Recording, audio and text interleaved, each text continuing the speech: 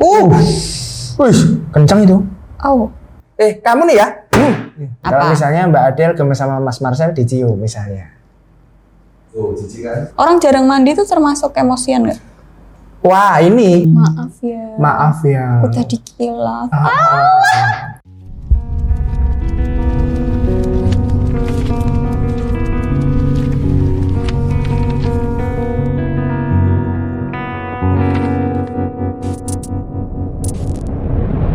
Hai semuanya, gimana kabar kalian? Semoga baik-baik aja, semoga sehat selalu. Jangan lupa minum air putih yang banyak. Betul. Hari ini aku nggak sendirian, hari ini aku sama dosenku. Tapi kan saya udah nggak mahasiswa. Kamu udah nggak mahasiswa. Berarti Mas Ayu bukan dosenku. Iya, mantan sekarang dosen. mantan dosen. Sekarang kita sudah setara ya. Oke. Enggak dong. Jadi Mas Abi ini dosen di salah satu fakultas. Di fakultasku dulu. Enak banget ya nyebutnya sekarang. Gila loh, aku ngerokok bareng dosen loh. Boleh. Dulu aku nggak berani, Mas. Kenapa nggak berani? Ya nggak sopan aja. Oh gitu ya. Kan dulu kan psikologi kesehatan. Dulu Oh, Selasa iya. aja nggak boleh ngerokok kan. Oke, sekarang sudah Ya, nggak psikologi sekarang, kesehatan lagi. Sekarang psikologi ketidaksehatan. Enggak dong. Enggak ya. Karena ganti. Gitu enggak. Oke, hari ini kita akan membahas tentang kekerasan di pacaran. Jadi di TikTokku, pokoknya di sosmedku tuh seliweran berita-berita kekerasan pelecehan. Nah, yang mau kita bahas hari ini yang kekerasan dulu. Lagi yang sempat banyak-banyaknya. viral, lagi Lagi banyak-banyaknya. Mungkin Mas Abi udah pernah lihat belum ya? Belum. Nah, kita lihat bersama-sama. Video yang pertama. Viral, perempuan dipukul pacarnya di Malang.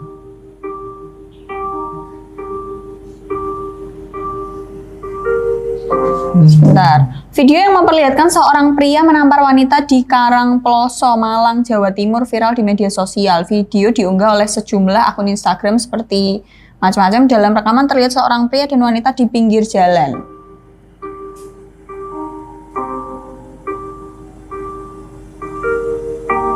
Ceweknya balik lagi ke motor, ngambil handphone.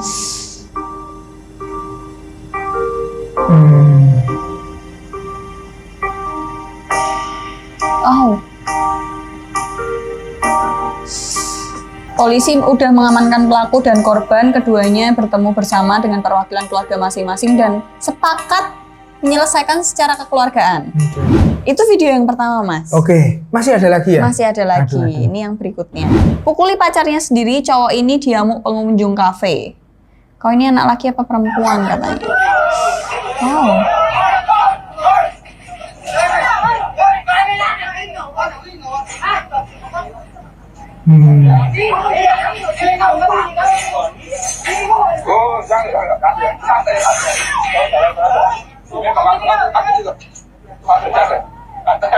Wow, Di kafe. Ada bagusnya tapi ini. Iya, tapi orang-orang aware ya tentang itu ya. Iya. Ada kontrol sosial di situ. Iya, Untung di kafe. Kalau tadi kan yang di sepi soalnya. Pertolon gang itu sepi sendiri. Pertolon, Iya kayaknya. Ini pengakuannya di TikTok juga. Aku mau cerita, bukannya aku nih sombong, bukannya aku nih nak mau pacaran, aku nih trauma pacaran karena apa? Karena aku tuh pernah dipukul sama laki-laki pakai helm. Itu helmnya besar betul kan, gara-gara aku nak mau pinjam itu helmku dilemparnya pakai helmnya, pak punya pingsan aku. Ini kepala aku nih sampai sekarang kau bisa dibuka jilbab dibukakan kalian. Mau lihat ya, aku tuh dipukul di ini sampai begini kepala aku masuk ke dalam itu kan, berdarah langsung. Mamaku, aku nggak berani cari sama mamaku sama bapakku. Nanti aku dibilangin dibodohi sama laki-laki. Aku tuh ya Allah, betul sudah aku takut betul aku sama laki-laki. Sering dipukul di tendang, aku pernah ditampar juga pernah di depan umum. Baru semoga aja tuh cowok-cowok. Ini sering banget ya kalau yang ini ya. Menurutku tapi aneh gitu loh kalau udah sekali tapi berulang terus-terusan dengan berbagai macam laki. Maksudnya cowoknya beda-beda tuh aneh menurutku. Ini cowoknya beda-beda. Nah nggak tahu kan ya? dia nggak bilang kan, mungkin bisa satu atau mungkin tiap pacaran dia kayak gitu. Pria memukuli pacarnya di sebuah kafe di kota Makassar, Sulawesi Selatan. Aksinya terekam pengunjung kafe dan viral di media sosial. Pelakunya pria semua ya? Kebetulan pria. Kebetulan pria. Seorang pria berbadan tambun melakukan pemukulan terhadap seorang perempuan di sebuah kafe di kota Makassar, Sulawesi Selatan. Perempuan yang diduga kekasihnya dipukuli berkali-kali. Mirisnya, teman pelaku yang duduk semeja tak menghentikan penganiayaan. Aksi tersebut baru berhenti setelah diperingatkan pelayan kafe. Setelah videonya viral di media sosial, pelaku pemukulan yang bernama Muhammad Zulfahmi langsung ditangkap polisi. Pelaku merasa kesal dituduh selingkuh oleh kekasihnya. Akibatnya, pelaku memukuli korban sebanyak 4 kali dan mencekik leher korban. Penyebabnya perempuan ini kan diduga menuduh pacarnya katanya selingkuh, punya pacar lain.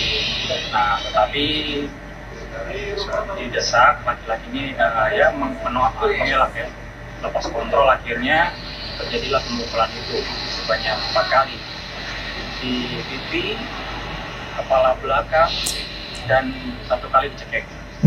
Keluarga korban berharap pelaku dihukum setimpal atas perbuatannya. Dari Makassar, Sulawesi Selatan, Andi Dery Sungguh melaporkan. Tempat umum juga ya ini ya? Ini tempat umum dan yang satu meja diem aja. Oke. Ini pelakunya. Oke. Ini aku ambil dari berita nih Mas. Cowok gendut yang pukul dan cekik pacarnya di kafe akhirnya ditangkap polisi, ternyata mahasiswa. Sudah Cukup. gitu Mas Abi. Jadi itu yang seliweran dan lagi banyak terjadi di media sosial. Oke. Dan semuanya ada di tempat umum ya kayaknya. Semuanya rata-rata ada di tempat umum. Oke. Wow. Orang sudah semakin terbuka ya saat mereka melakukan kekerasan. Dulu kalau aku bayangin sih itu ada di tempat-tempat sepi yang atau tempat-tempat private, di kebun, di rumah gitu ya. di kosan, Iya. gitu-gitu ya. Harusnya ya dulu, bukan harusnya sih. Dulu lebih ngumpet-ngumpet. Sekarang mungkin lebih kayak biasa aja ya. Dulu waktu kecil tuh aku pernah lihat tetanggaku dipukulin.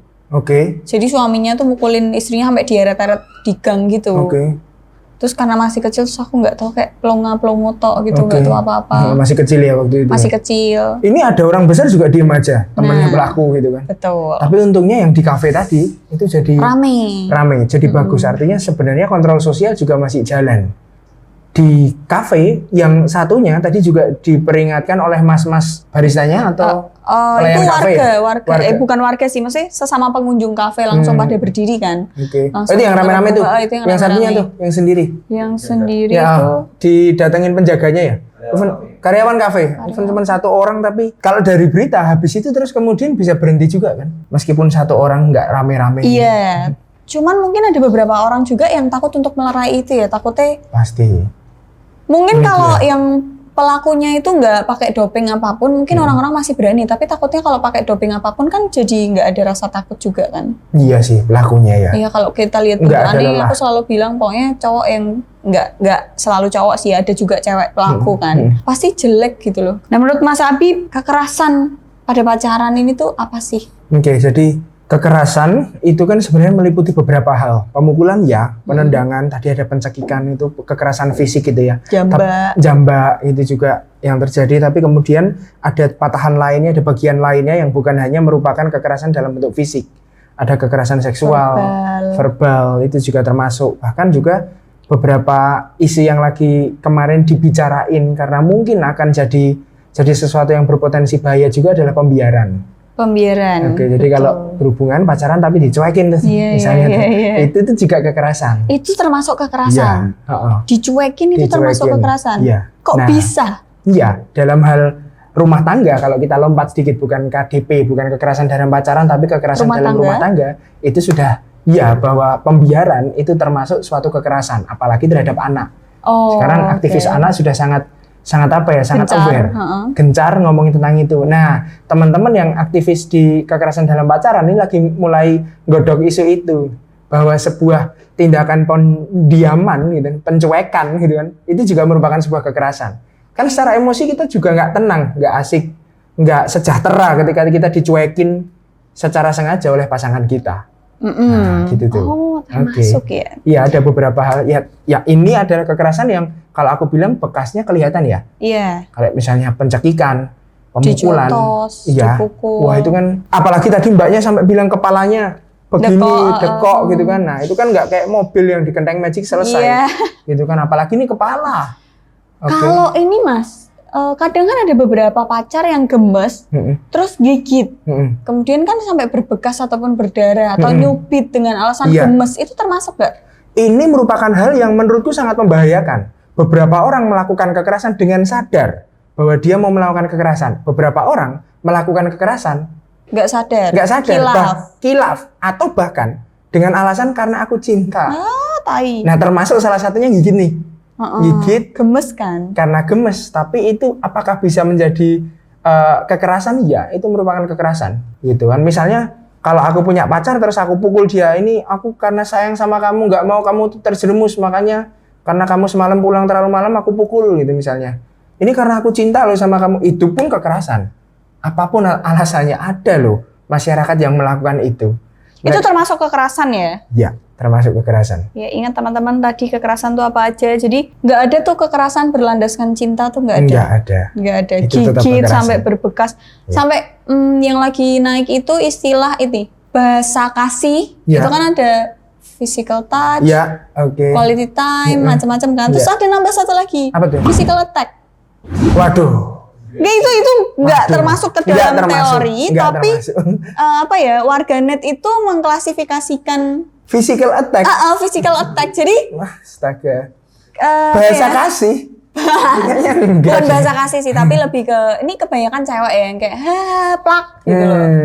Kayaknya jangan dibudayakan deh yang gitu-gitu. Itu tuh ada istilah itu yang masuk gitu, tapi itu harusnya enggak ya.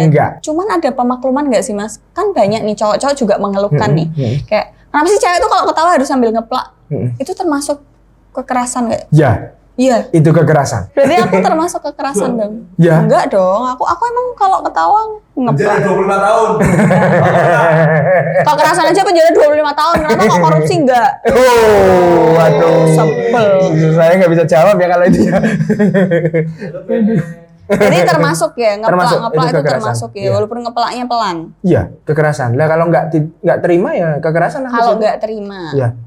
Terima pun itu kita harus aware Mbak. Itu merupakan nanti takutnya kebablasan gitu ya. Takutnya mungkin sekarang ngeplaknya tangan, besok-besok kepala. Betul. Ada baiknya pakai jurus lain. Kalau misalnya Mbak Adel gemes sama Mas Marcel dicium misalnya. Oh, jijik kan? Jijik kan? Tapi ini jadi konfliktual ya, karena kalau misalnya dicium sama pacarnya nggak suka dicium, itu pun kekerasan. Angel kan? Nah, yang benar bagaimana nih ya? Kalau pacaran sama-sama nggak paham sukanya apa, mau arah kemana, ya udah gini-gini aja. Misalnya ngobrol gitu aja, gitu kan, duduk sebelahan, itu paling aman. Keplaknya meja aja. Nah, itu lebih enak. Kan? Iya, oke. Gitu. Apakah keplak meja bukan merupakan kekerasan? Bisa juga tuh kekerasan. Kamu nih ya.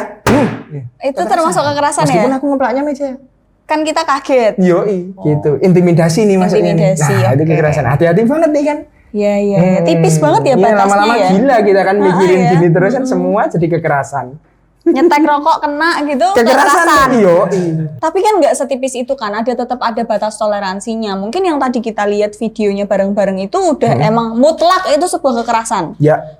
Nggak ada alasan kayak itu dengan alasan sayang apapun itu enggak dong. Yang kita lihat tadi itu udah mutlak dong. Mungkin kalau kayak meskipun kita belum ketemu ya. Iya, mungkin kita nggak nangani secara langsung. Tapi kalau cuman ketawa, ngeplak atau mungkin gemes, cubit-cubit gemes gitu, yang nggak sampai berbekas dan tidak meninggalkan rasa sakit, itu menurutku kayak masih tertoleransi aja gitu.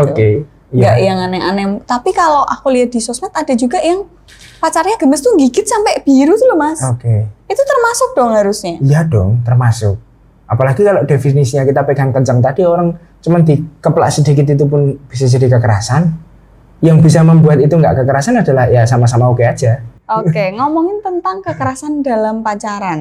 Menurut Mas Abi nih, apa aja sih penyebabnya? Kekerasan dalam pacaran nih? Pacaran aja dulu. Beberapa hal yang nampak jelas pada orang yang pacaran yang kemudian terjadi kekerasan di dalamnya, itu adalah komunikasi. Dan ternyata memang iya. Kepandaian seseorang berkomunikasi itu menentukan apakah lalu kemudian dia akan melakukan kekerasan atau enggak. Nah, jadi kayak Mas Yosi itu kan lagi kuliah komunikasi kan, bagus itu.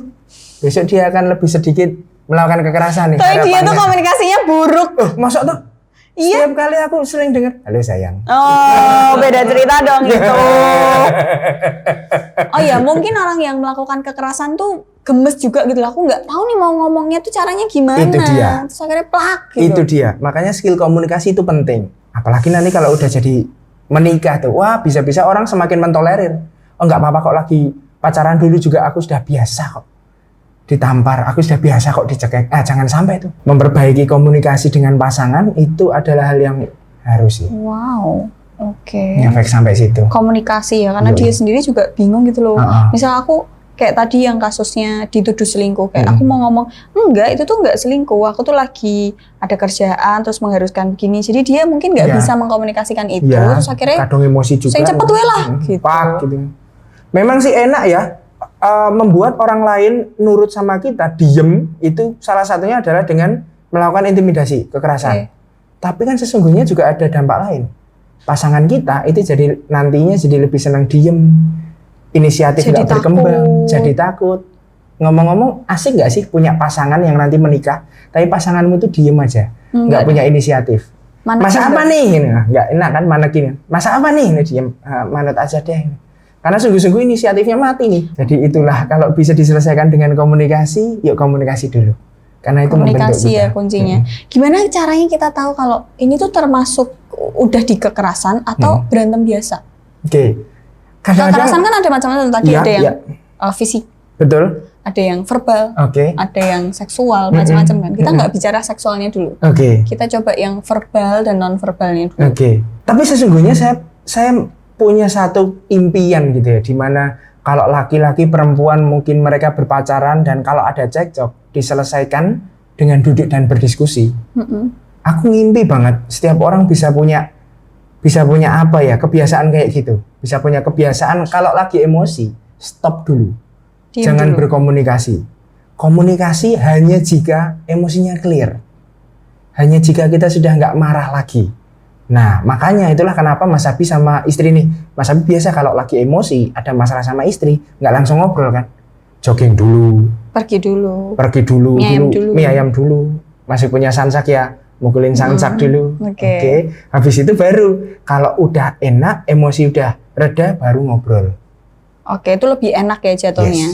Kata-katanya yang keluar mungkin tidak begitu menyakitkan. Karena kan sisi manusianya juga udah jalan nih. Kalau aku emosi, setahuku ya kalau cowok aku sama teman-temanku emosi tuh banyak binatangnya gitu daripada emosinya, jadi evolusi kita lagi turun gitu loh. Itu yang bahaya tuh ya kan. Kembali menjadi kerang. Lebih rendah mungkin. Jadi kalau emosinya reda, ngobrol tuh enak tuh rasanya. Bisa diskusi, dan yang sebenarnya kalau ada masalah itu kan bukan selesai karena satu pemaksaan, karena ada dua pihak yang setuju. Memilih satu jalan keluar tertentu. Kan sebenarnya gitu. Itu yang saya dambakan, sehingga apa bedanya kalau cuman cekcok sama berkelahi. Nah, cekcok itu ya duduk, ngopi bareng, ngobrol, debat gitu ya. Itu cekcok yang aku inginkan lihat untukku sendiri dan juga untuk orang-orang di sekitarku. Cekcok itu boleh, tapi begitu. Jangan sampai pakai melempar piring, sendok. Ya. Wah, berarti aku ke adik kekerasan dong. Oh ya? Sering dilempar apa? Uang bukan? Wah, enggak. Siapa yang sering tak lempar ya? Enggak ada sih. Aman ya, berarti ya aman. Tidak usah dilaporkan. Enggak, tapi dia tuh suka mainan cewek loh, Mas. Oh iya? Kan nyebelin ya? Janganlah, Mas. Tobatlah. Kalau menurut Mas Abi nih, apa dampaknya ketika ada kekerasan di dalam suatu hubungan untuk pelaku maupun korbannya? Untuk pelaku maupun korban. Untuk pelaku? Kalau untuk pelaku apa? Kalau untuk pelaku yang jelas pelakunya lalu kemudian tidak belajar bagaimana mengendalikan emosi. Goblok ya? Ya. Aku selalu mengklasifikasikan kalau pelaku kekerasan gitu, mesti elek. Lah, tenang toh, Mas, elek banget. Kebetulan yang kita tonton tuh jelek-jelek ya? Betul. Ada nggak pernah tahu orang yang ganteng gitu, terus kemudian melakukan kekerasan? Ada. Siapa tuh? Artis. Melakukan kekerasan juga? Tapi jarang ya kayaknya? Jarang.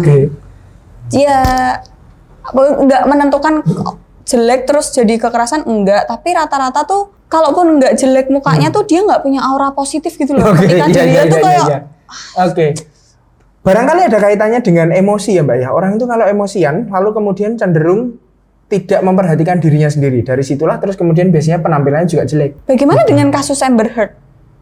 Dia punya treatment tertentu ya. Karena dia udah harus disorot media, jadi mau nggak mau begitu ya. Tapi kalau yang biasa-biasa aja tuh mungkin kurang memperhatikan itu karena Iya. dia udah emosian aja gitu Iya, orangnya. kesusunan, jadi dia nggak care sama beberapa hal, termasuk care sama dirinya sendiri. Orang jarang mandi tuh termasuk emosian nggak? Wah, ini kalau ada yang jarang mandi, kita baiknya ingetin deh, karena jarang mandi itu termasuk salah satu klasifikasi kesehatan mental yang dijadikan patokan atau kita harus lihat bahwa ini orang ini sehat mental nggak? Oke, itu orang yang kita hadapi itu siklus mandinya gimana? Yang lainnya ada makannya yang enggak, istirahatnya yang enggak, tapi mandi atau bersih diri atau self care yang lainnya itu menjadi salah satu patokan tuh. Oh iya? Jadi sebenarnya kalau kita mandi, emosi kita terjaga juga kan. Kayak misalnya ngerasa Relax. lebih fresh atau relax Bersih. kalau mandi air hangat gitu kan. Seger kalau kita lagi butuh seger ya pakai air dingin. Nah, orang yang lama nggak mandi itu terus kemudian kan jarang dapat treatment untuk merasa segar kembali. Oke, jarang dapat treatment untuk kemudian mempersilahkan dirinya untuk relax. Nah, ini yang lalu kemudian bisa memicu orang jadi emosian. Gitu antara lain. Oke. So, sebenarnya kesehatan mental itu simpel kan, mandi aja, makan aja, istirahat yang teratur. Aktivitas sehari-hari rutin Iya. dikerjakan ya, Yes. tanpa luput suatu apapun. Olahraga termasuk, sekarang lagi rajin olahraga kan. Iya. Tuh, sehat mental tuh bos kita nih. Amin. Oke, dampaknya untuk pelaku pertama jadi keset, jadi Iya. goblok. Karena mereka nggak care sama emosinya sendiri.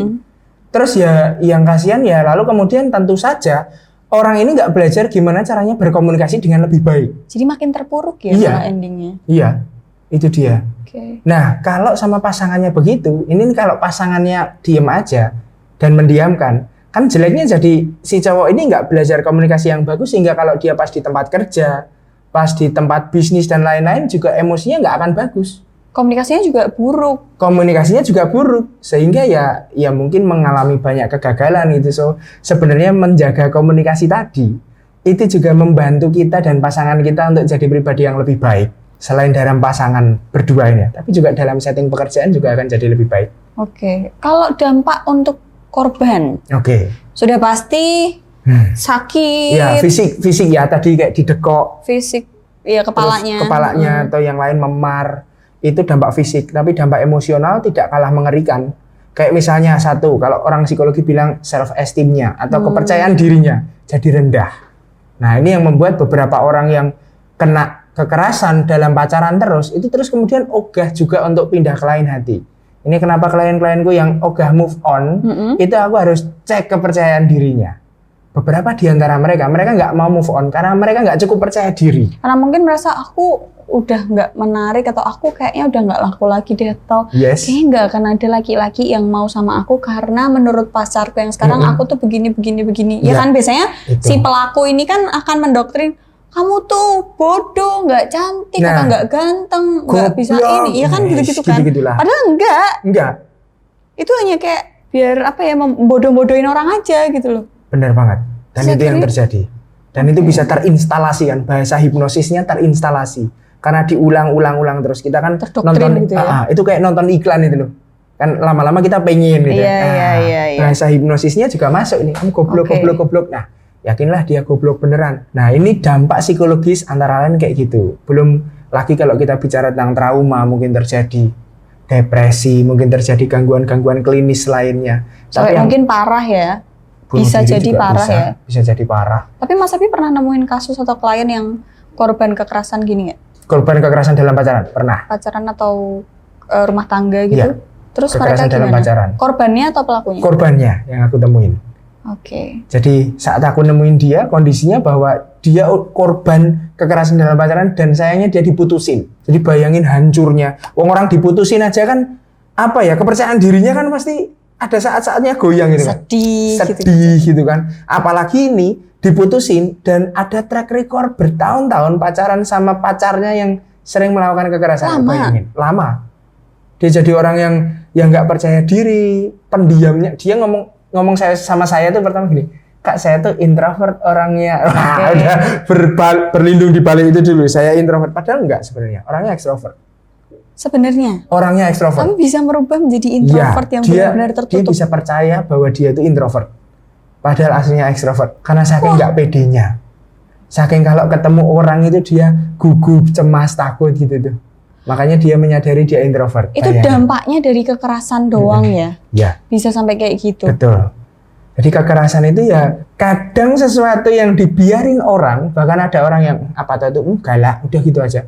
Tapi kalau masyarakat biarin terus kayak gini nih, dampaknya bisa ke psikis, bisa ke karakter.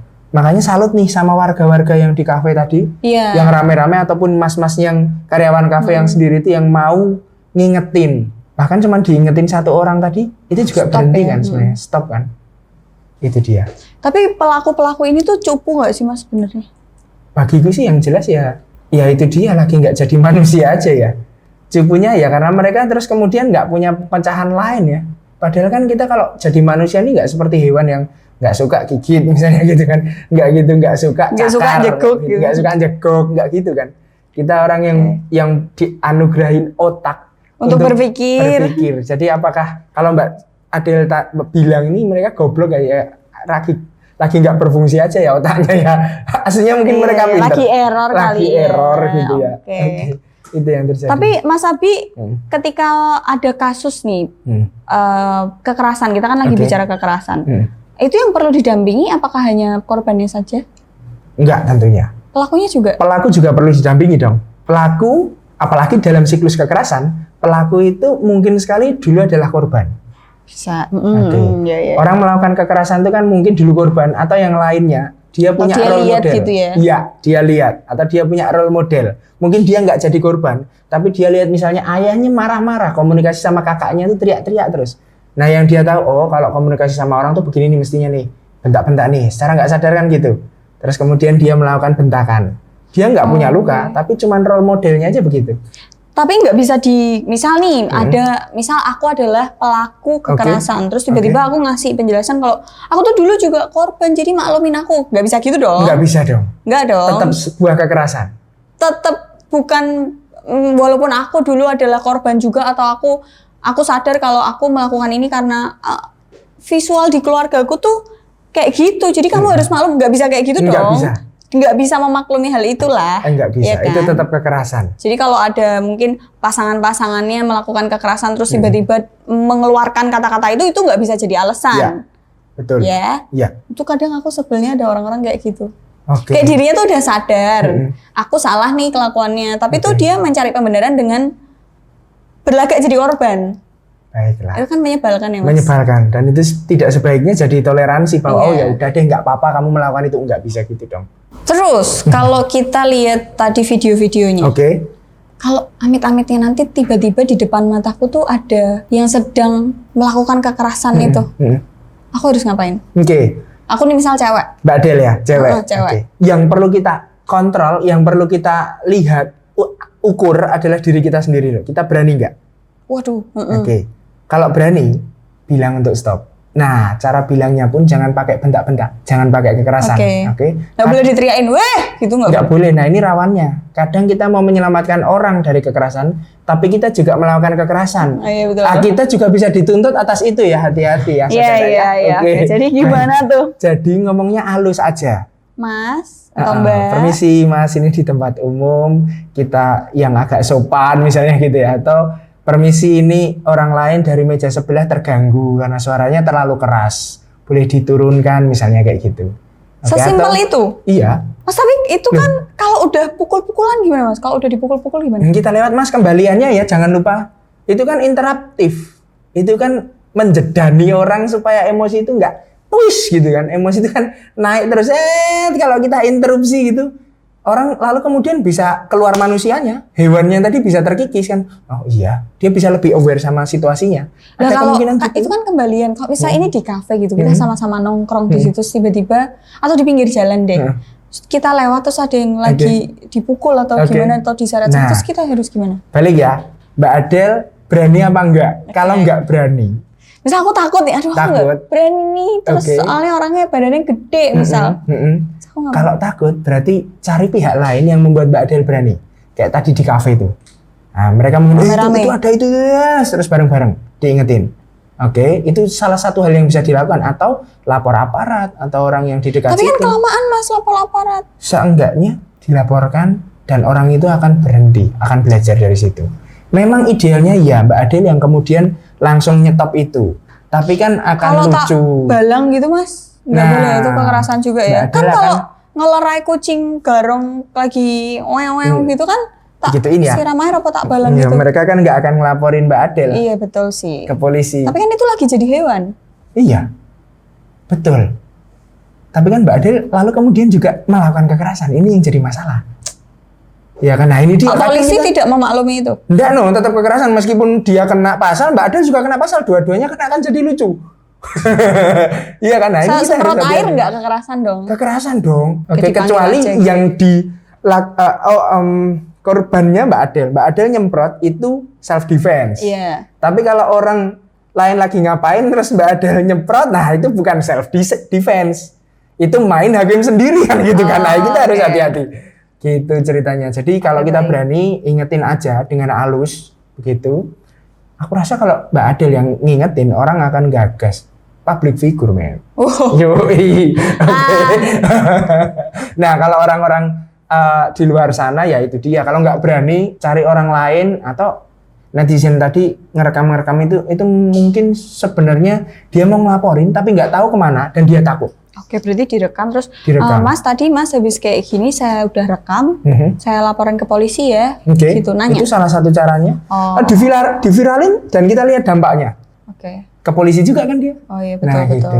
Kadang tuh orang nggak tahu lapor kemana aja. Terus kalau aku bilang kayak gitu, terus aku dioyak gitu ya mas? Dia sama siapa? Dioyak sama pelakunya. Kemungkinan besar. Mbak. Hah, masa? Ha-ha. Terus berarti kalau habis itu aku defense boleh dong? Boleh. Ah, oke. Kalau itu defense boleh. Iya, oke. Oke, terus mas, Mhm. apa sih alasannya para korban-korban ini itu masih mau bertahan Oke, di orang hubungan yang nggak jelas dan toksik Iya. gitu menurut? Heeh.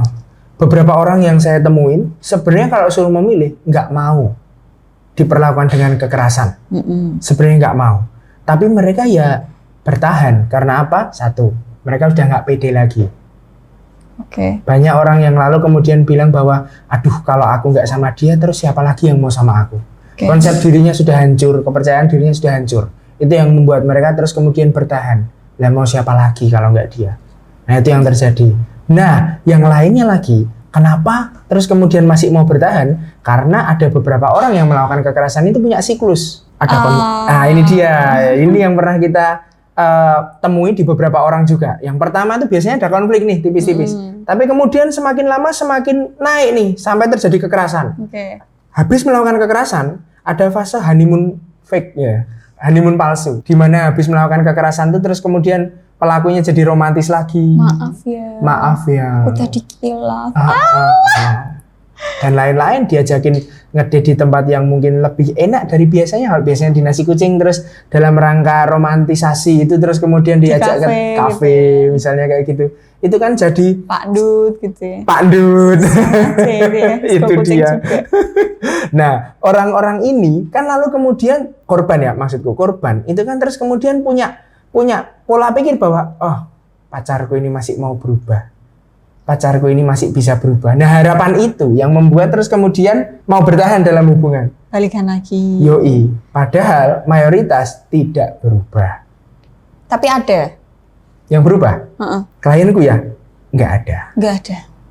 Kliennya Mas Habi ya? Ya, Nggak di luar tahu di sana luar sana mungkin gimana. ada, Mungkin. gitu. Tapi sejauh ini klien yang Mas Habi tangani Ya, nggak ya. ada Ya, yang berubah setelah melakukan Nggak ada. itu. Bahkan saat mereka habis itu putus pun, si laki-laki yang melakukan kekerasan sama pacarnya, yang klienku kan korbannya gitu ya, ini melakukan juga kekerasan ke pacar barunya. Kan berarti kan nggak berubah tuh? Iya Nggak berubah betul. tuh. Nggak berubah.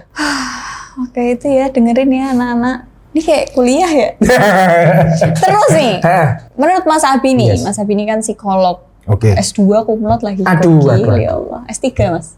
Habis ini dong. Bisnis dulu ya Pak Marcel ya? S3 lah. S3 nanti lah, sambil bisnis dulu ya kita ya. Gila loh. Rasa profesor. Yo, S2 kumlot ki piye sinaune ya nggak Allah. tahu sih lulusan terbaik. Salah ngeprint apa gimana ya? Oh, lulusan terbaik kumlot ya. Job di mana-mana ya kan. Aduh, Mas Habi aduh, ini tuh aduh. sampai luar negeri. Aduh. Amin. Amin. Sampai luar kota, luar pulau. Pokoknya ada masalah di situ Mas Habi pasti di situ.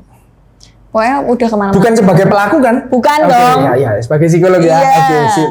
Terus menurut Mas Abi nih, gimana caranya mencegah? Mencegah kekerasan dalam pacaran. Ini sebagai korban, sebagai orang sekitar atau sebagai apa nih? Sebagai korban. Sebagai korban. Oke. Gimana cara mencegah Biar sebagai nggak korban? terjadi gitu Oke, ya. sebagai korban gimana cara mencegah supaya nggak terjadi kekerasan? Biar nggak terjadi kekerasan, yang pertama pastikan punya space komunikasi yang bagus. Dan kalau pasangan kita yang cenderung melakukan kekerasan, ajari teknik stop. Kalau lagi melakukan kekerasan, stop dulu pembicaraannya. Pesan es teh dulu, jalan-jalan dulu. Nyetopnya gimana? Misalkan lagi cekcok nih, stop, langsung gitu. Yang kamu emosi ya, nanti nggak enak lo ngobrolnya. Gimana kalau kita jalan-jalan dulu? Oke, di stop dulu. Tunggu situasi yang enak. Nah, bahkan beberapa orang punya skill stop, tapi pasangannya enggak nih. Misalnya ada konflik, yang satu bilang, aku mau sendiri dulu ya, misalnya gitu. Karena mungkin mencari ketenangan dulu, habis itu kan balik lagi ya diskusi ya. Tapi waktu ini stop, cari ketenangan, si pacar ini kamu nggak mau nyelesain masalah ya, ayo ini sekarang. Nah ini ya. Biasanya cewek apa cowok yang nggak mau ngomong. Nah gitu tuh. Nah jadi stop itu penting ya. Kadang kan situasinya kayak gitu tuh, yang satu mau stop, yang satu nggak mau. Nah ini yang bikin cekcok jadinya. Terus harus gimana tuh? Harusnya kita bisa atur janji untuk nggak apa-apa, kita tenangin dulu diri kita, atau kita nggak harus berpisah tuh saat itu, nggak harus kamu pulang aku pulang, di rumah kita menjadi nggak harus. Bisa saja melakukan hal yang lain, mancing bareng dulu yuk misalnya gitu ya. Tapi cari kegiatan lain, nggak usah bahas tuh masalahnya dulu. Oke.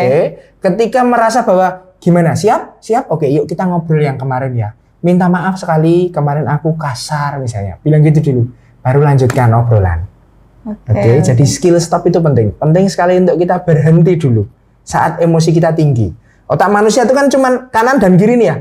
Kalau otak kanan kan emosi, otak kiri itu logika nih. Kalau otak kanan yang dominan, otak kiri lemah. Oke. Nah ini yang membuat lalu kemudian kenapa kalau orang emosi logikanya nggak jalan, goblok tadi ya bahasamu. Ya itu dia.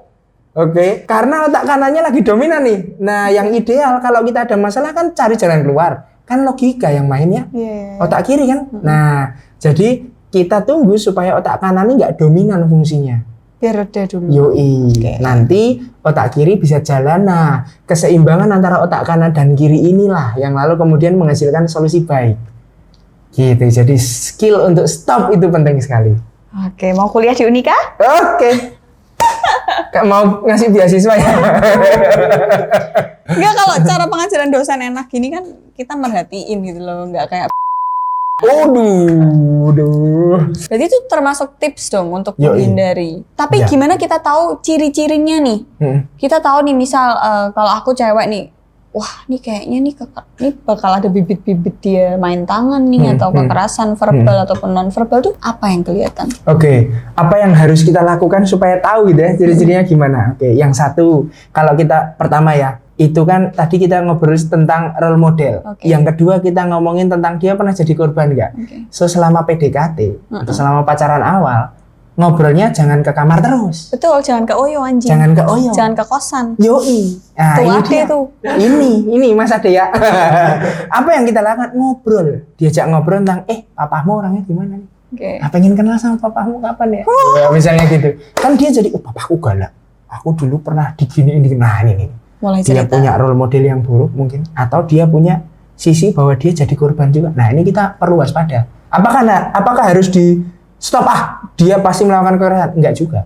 Kalau kita cinta, mari berproses bersama kan gitu konsepnya. Oke, jadi saat pacaran tuh yuk komunikasikan tentang dunia pacarmu tuh seperti apa sih? Role model yang dia suka tuh gimana sih? Oh, dia sukanya nonton Smackdown misalnya gitu kan. Enggak bahas tentang pacaran anak SD ya ini ya. Pacaran anak gede ya. Oke, sedikit aja lah. Yang penting kita perlu tahu bahwa orang tuanya memperlakukan dia seperti apa, itu juga bisa kita pakai untuk bahasa psikologinya screening gitu ya. Screening itu kayak seleksi. Iya. Sekilas. Seleksi sekilas ya. Untuk melakukan seleksi sekilas, apakah pacar kita itu punya kecenderungan untuk melakukan kekerasan atau enggak? Oke, dari Gitu. keluarganya ya. Jadi Yes. diajak ngobrol tentang keluarganya, Tentang ayahnya, keluarganya, ibunya, dia ke adiknya mungkin. Terus habis itu dia pernah punya trauma enggak dulu, Ya, diapain, ya. kayak gitu. Terus Teman-temannya. Oh, lingkungan pertemanannya juga. Siapa tahu keluarganya baik tapi dia korban bully sama teman-temannya. Oh, Nah, dia di juga lingkungannya gimana ya? Ya, itu dia. Jadi sebenarnya kalau pacaran tuh ngobrolin tentang itu tuh indah. Banyak loh yang diobrolin. Banyak. Nggak harus ke makanya Oyo kan, Mas? nggak usah ke Oyo pun nggak apa-apa. Nggak usah ke Oyo. Nggak usah ke kosan kan? Nggak usah ke kosan. Ini ngomong Oyo terus nih, merek toh Oyo. Nggak apa-apa. Nggak apa-apa, oke, sip.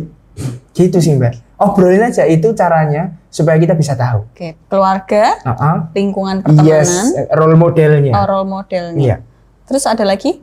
Udah itu aja sudah Betul. bisa cukup untuk mencari tahu. Apakah harus ke psikolog? Ya, kalau punya waktu dan punya uang. Tapi kan, ya siapa sih yang pacaran sih kok sampai ke psikolog ya? Iya. Oke, jadi paling enggak itu hal-hal praktis yang bisa diterapkan di masyarakat, di teman-teman yang ada di rumah.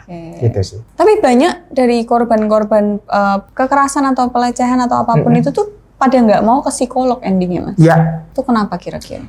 banyak hal. Satu, ke psikolog bayar. Wah, mungkin kan gitu ya. Iya. Ke psikolog bayar. Saya pun mengakui, ya orang-orang yang datang ke saya ke klinik, ke tempat praktek grup Teresa. saya. Bukan. Oh, bukan. Bukan. Ke tempat praktek tim saya ya bayar juga kan. Nah, satu bayar, beberapa mereka yang punya uang dan mau bayar, mungkin lalu kemudian yang kedua nih, merasa aku kan nggak gila. Kenapa aku merasa harus ke nggak psikolog? sakit, Merasa merasa nggak baik-baik aja. Merasa baik-baik saja. Apakah psikolog bisa nanganin sesuatu yang nggak gila, yang bersifat kesehatan mental, relationship? Bisa. Tapi orang-orang itu kan lalu kemudian jauh banget nih jaraknya sama psikolog gitu. Oke. Nah, rekomendasi saya kalau mau ke psikolog ya kalau misalnya Anda sudah ada muncul gejala-gejala kecemasan, stres, depresi, nah itu wajib banget tuh ke psikolog. Tapi kalau enggak, ada beberapa profesional lain yang juga bisa mendukung. Kayak misalnya kalau psikolog nanti kalau udah muncul gejala kan kerjasamanya biasanya juga sama psikiater. Nah, Obat ya hubungannya. Pakai obat, karena kalau sudah parah gitu kan perlu ada obat dulu baru kemudian diterapi secara psikologis juga. Nah yang lainnya yang mungkin lebih bisa dijangkau masyarakat, konseling. Oke, para konselor itu bisa dijangkau. Konselor itu ketemunya di mana aja tuh? Klinik konseling. Oh, Oke. Kalau masih sekolah mungkin di BK.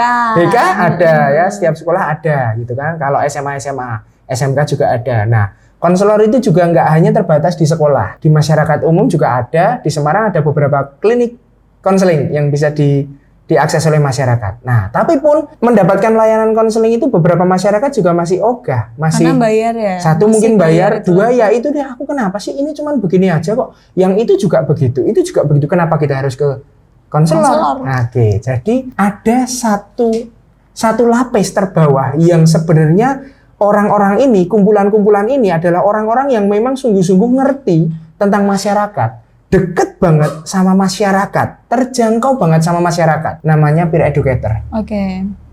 Nah, peer educator ini adalah pihak yang punya kepandaian lebih dari masyarakat untuk memecahkan konflik atau memecahkan permasalahan sehari-hari dan juga dekat sama masyarakat.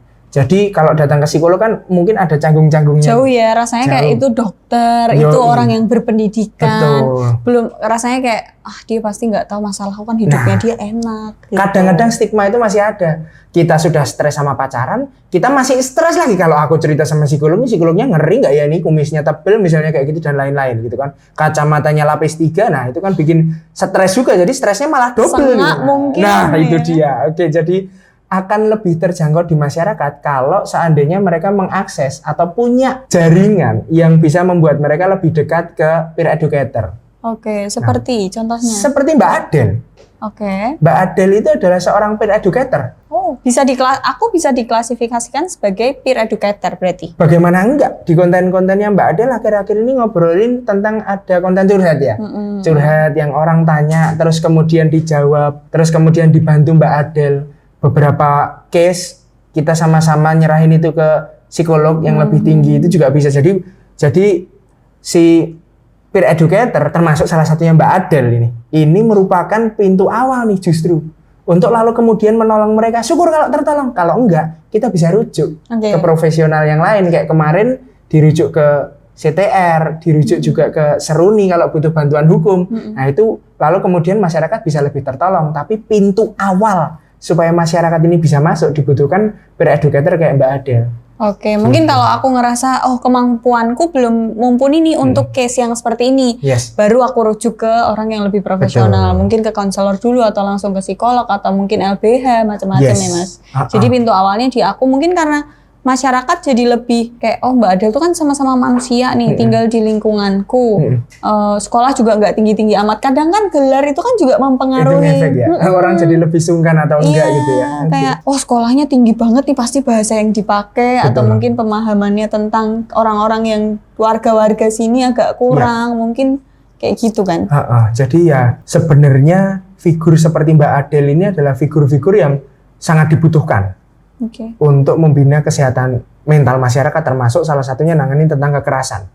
Kalau psikolog yang harus bergerak itu kayaknya masyarakat sendiri punya hambatan, psikolognya juga mungkin punya hambatan sehingga nggak langsung klop. Kalau Mbak Adel, nah kita lihat nih DM-nya Mbak Adel, email-emailnya udah pada mulai cerita kan, curhat kan. Kesibukannya sekarang tambah satu nih. Kalau ngopi nih minimal udah nggak Banyak bisa. curhat. Nah, nggak selamanya kita bisa ngopi dalam jangka waktu yang lama lagi kan sekarang, karena Mbak Adel lebih tertarik untuk balesin curhat satu persatu gitu kan, ngasih mereka perhatian dan menolong mereka. Dan kalau dilihat-lihat banyak yang puas ya, banyak yang seneng ya, banyak yang terbantu kan. Alhamdulillah. Nah, itu dia. Karena aku masih melihat kalau beberapa dari mereka itu mungkin ada yang butuh pendampingan khusus, kayak waktu itu aku sempat ngerujuk ke pilar KBBI. PKBI. PKBI. PKBI itu sampai ke nomornya kayak suster kepalanya gitu, karena kayak menurutku dia butuh, udah disambungin juga. Tapi lebih banyak yang kayak masih bisa tak dengerin.